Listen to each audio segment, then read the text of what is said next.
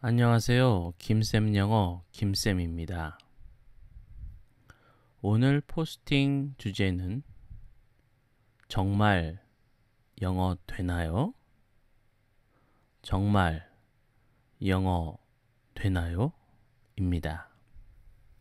제목처럼 어른이 어찌 아기처럼 쉽게 영어가 될 수 있습니까? 라고 물으실 분들이 있을 것입니다. 그것도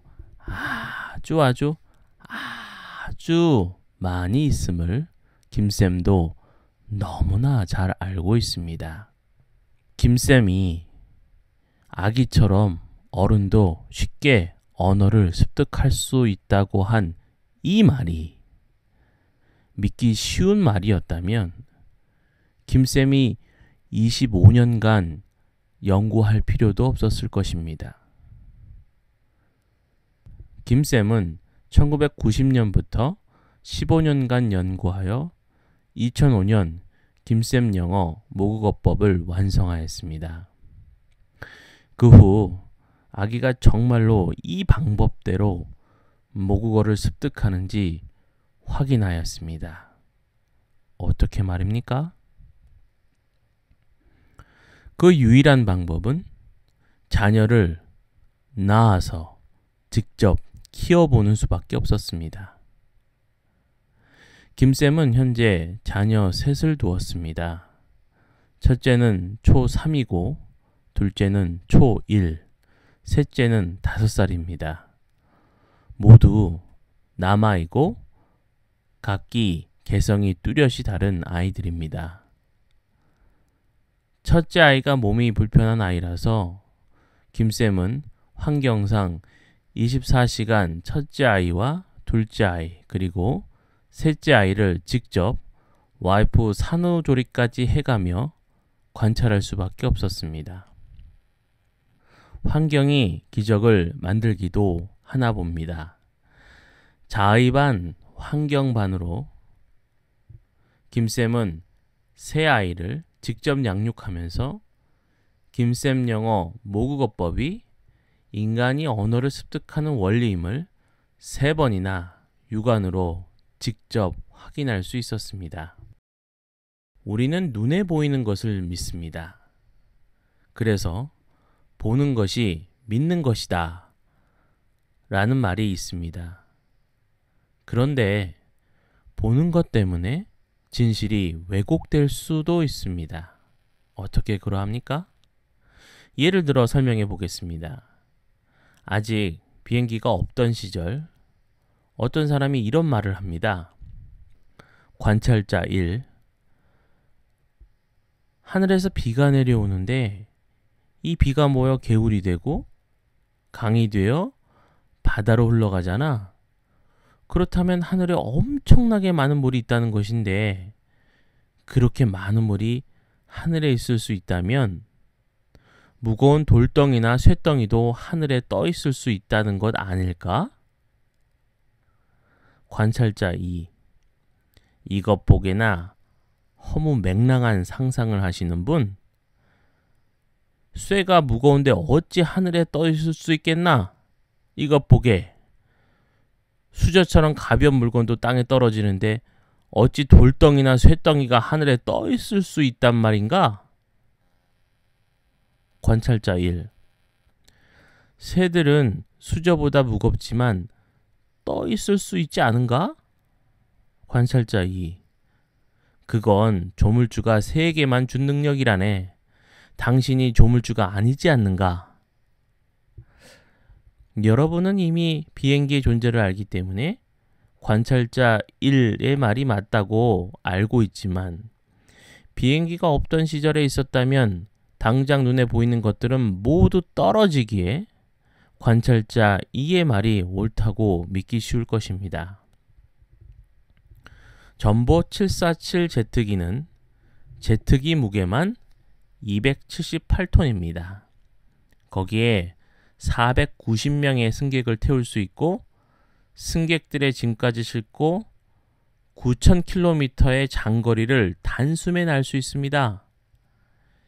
278톤의 쇳덩어리가 하늘에 떠 있는 것이 기적입니까? 떠 있을 뿐만 아니라 490명을 태우고 9,000km를 이동합니다. 조물주도 아닌 인간이 이런 일을 합니다. 어떻게 이것이 가능합니까? 새의 날개를 연구해 보니 새의 날개의 윗면과 아랫면의 굴곡의 차이에 의해 아래쪽의 공기 흐름이 위쪽보다 느려서 떠받치는 힘이 생김을 알게 되었습니다. 이것을 전문 용어로 양력이라고 합니다. 공기의 이동은 양력을 발생시킵니다. 그래서 강력한 제트 엔진으로 공기의 흐름을 발생시키고 날개는 그 흐름에 의해 강력한 양력이 생기기 때문에 수백 톤의 새라도 공기 중으로 띄울 수 있는 것입니다. 김쌤은 왜 비행기를 설명합니까?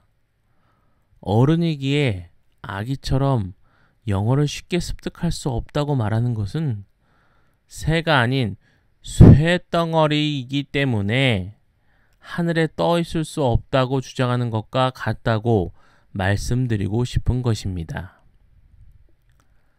아기는 뇌가 덜 발달하였고 부끄러움을 모르고 엄마를 신뢰하기 때문에 저절로 언어를 습득합니다. 그런데 어른은 뇌가 발달하여 분석하기를 좋아하고 경험에 의해 판단하여 의심이 많습니다. 인지가 발달하여 틀리기 싫어하며 틀리면 부끄러움을 탑니다. 그래서 아기처럼 언어를 쉽게 습득하지 못하는 것입니다. 이것이 새가 쇠와 다른 점처럼 아기와 어른의 다른 점입니다. 그러나 쇠라도 원리만 맞으면 새처럼 날 수 있는 것입니다. 쇠라도 공중에 뜨는 원리인 양력만 생기면 날 수 있는 것입니다. 이와 마찬가지로 모국어 습득의 원리만 맞으면 어른이라도 아기처럼 언어를 쉽게 습득할 수 있고 오히려 더 빨리 습득할 수도 있는 것입니다. 새는 사람을 못 태우지만 전보 747 제트기는 승객 490명을 태우고 더 빨리 목적지에 도달하게 해주는 것처럼 말입니다. 그럼 어떻게 해야 합니까? 어른은 의심이 많다 하였습니다. 이 부분은 김쌤이 무료로 공개하는 유튜브 동영상과 팟캐스트 동영상, 김쌤 영어 모국어법과 김쌤 영어 네이버 카페와 네이버 블로그를 읽어보시면 어느 정도 많이 줄어들 것입니다. 어른은 틀리는 것을 싫어하고 틀리면 부끄러움을 많이 타기 때문에 아기처럼 막 말을 던지기 어렵다고 말씀드렸습니다. 이것은 문답 영작으로 해결할 수 있습니다. 문답 영작은 혼자 하면서도 네이티브와 대화하듯이 표현 연습을 할 수 있습니다. 혼자 하기에 틀려도 되고 부끄러움 탈 일이 없습니다. 이렇게 새와 새가 다르지만 쇠를 새처럼 유선형으로 다듬어 비행기를 만들 수 있듯이 신뢰를 할 수 있는 많은 증거들과 문답 영작으로 어른이라도 아기와 같은 인적 상황을 만들 수 있습니다. 이제 새가 뜨는 원리인 양력이 생기려면 비행차가 빠르게 움직이게 할 수 있는 엔진과 그것을 가동시킬 수 있는 연료가 있어야 할 것입니다. 그 연료와 엔진이 무엇입니까? 그 연료는 25년간 아기의 언어 습득을 연구하고 구현해온 김쌤의 뜨거운 심장입니다. 그리고 학습자분의 영어에 대한 열의를 품은 심장입니다. 그러면 엔진은 무엇입니까? 그 엔진은 바로 문답 영작 특별반입니다. 두 심장, 김쌤과 문답 영작 특별반 회원님의 뜨거운 심장의 공조 현상이 문답 영작 특별반이라는 엔진을 가동시킵니다. 현재 문답 영작 특별반이라는 엔진은 김쌤을 신뢰하는 김쌤에게는 너무나 특별한 탑승자님들을 태우고 순항 중입니다.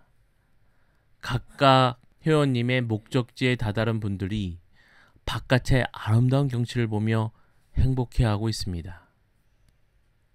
그 목적지에 여러분들도 초대합니다. 시청해 주셔서 감사합니다. 김쌤이었습니다.